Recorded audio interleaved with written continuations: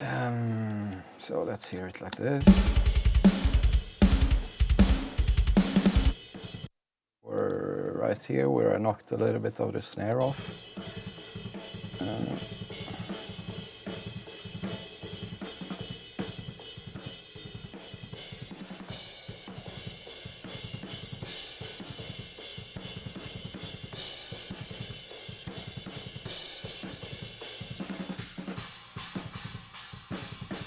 But I'm not going to do that too much on this. But that's normally what I do a little bit.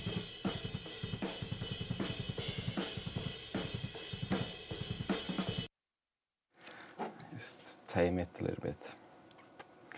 And then I put on a...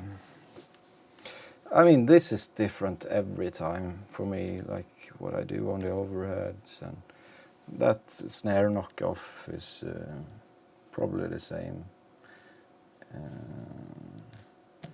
but what I do after that is different. So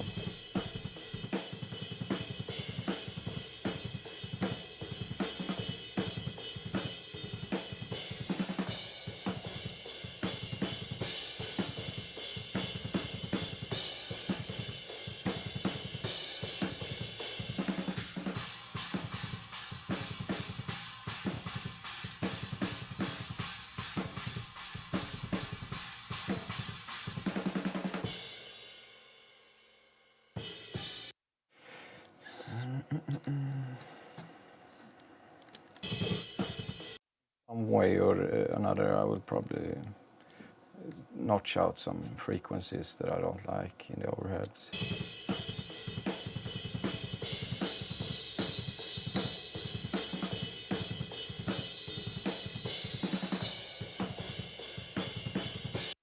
Couple in on this one.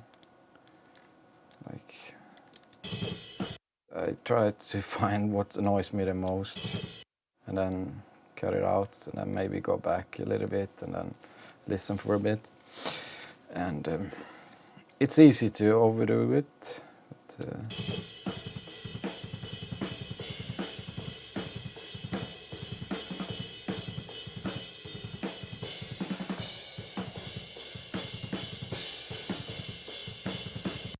right, so I want that 4K 42. There we go.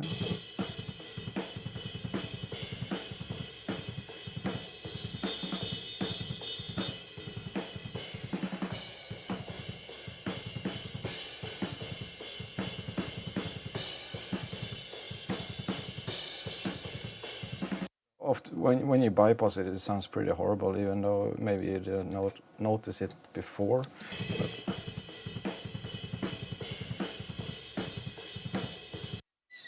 kind of that whistling sound.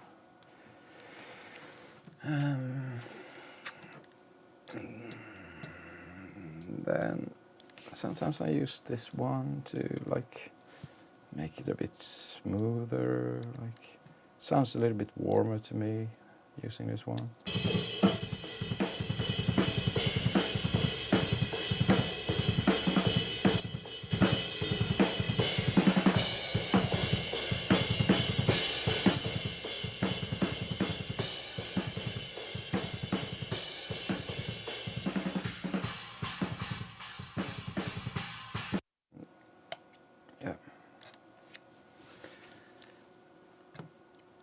Brings it a little bit more together, some kind of compression.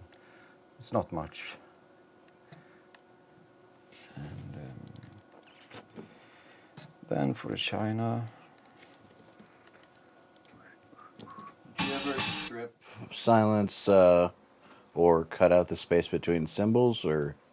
Not really. I mean, if there's a ride only playing on one part of a song and it's an annoying bleed, I might cut it out. Okay.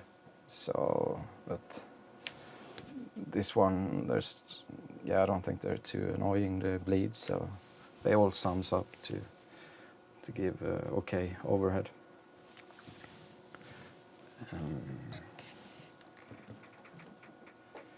So most of the time I leave leave them in, but they're not as loud as the main overhead. I tend to use that as like 85%. Okay. So it's just like just a little extra. Yeah.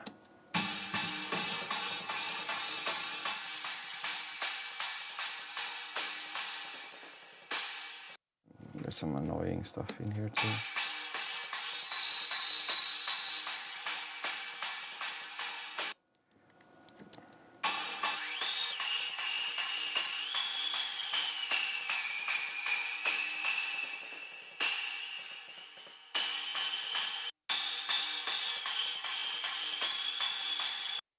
Around there, 3-4K.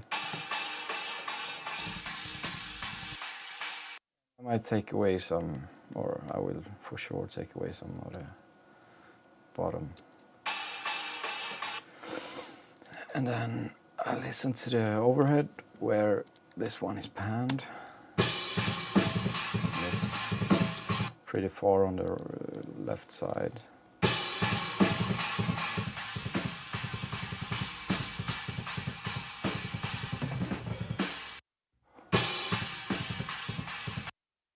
Horrible editing in the... It happens. Yeah. Oh!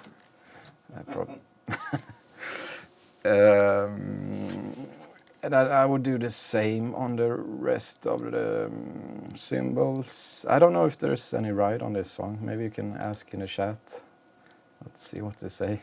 What was that again? If there's any ride cymbal in this song. I don't think there is. Anyway, I'm gonna keep it and... I just asked. But I know where it's placed in the actual stereo field, so let's put it there, and then... They said like 2 dings. Okay, but there's some separate add-ons here, like a bell. Yeah, they're saying 2 small parts on the bell. Okay. It's good to listen to the right thing.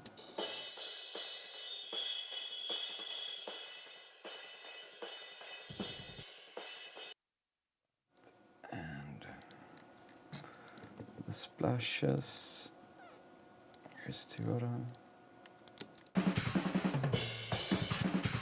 It's not so easy to hear if you're not using headphones, but they are to the right, and this one is further to the right. And I'm just gonna start with that setting here.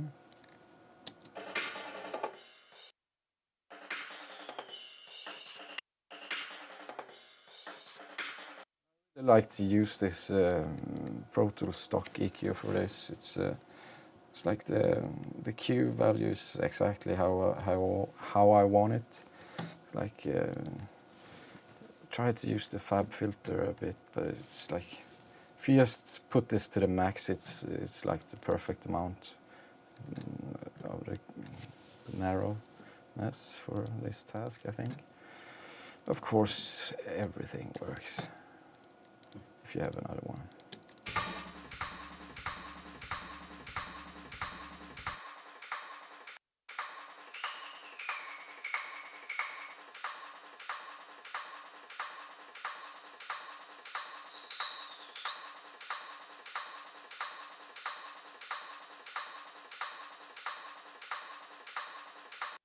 Try that. Then we have a bell, and I'm pretty sure it was supposed to be there. It's not a recorder, it's just an add-on.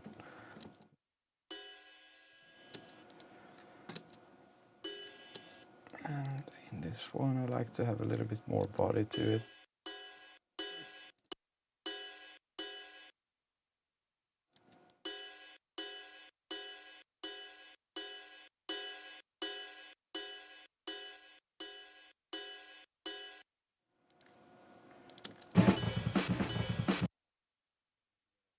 But it will magically disappear when everything is playing. So let's hear them.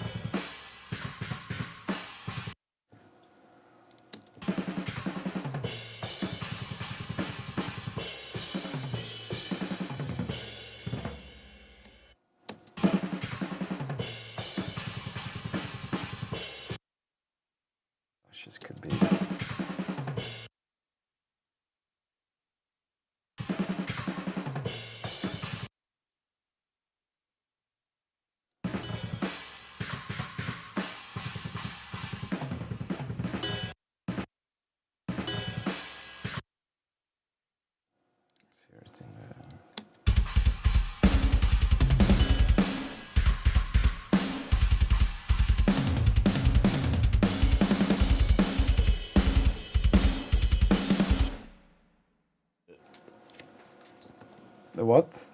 You found the one, the bell. The ding. Yeah, it's Sounds good. It's a Yeah. nice sounding ding. It is. Yeah.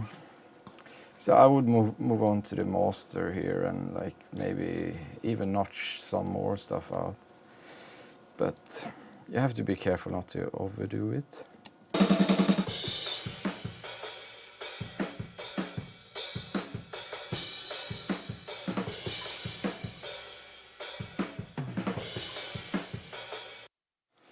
But at the same time, do it a lot.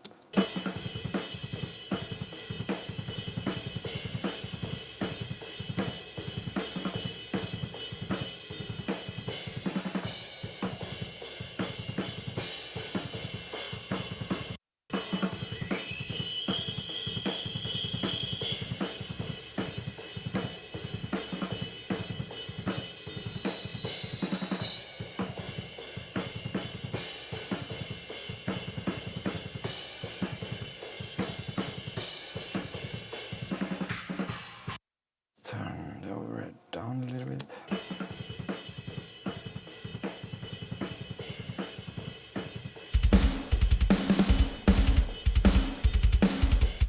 But yeah, this thing that I'm doing now, I don't know if previous guy talked about it, the Soothe plugin, but you could have excellent results. Oops, doing this on the notching out stuff with a simple.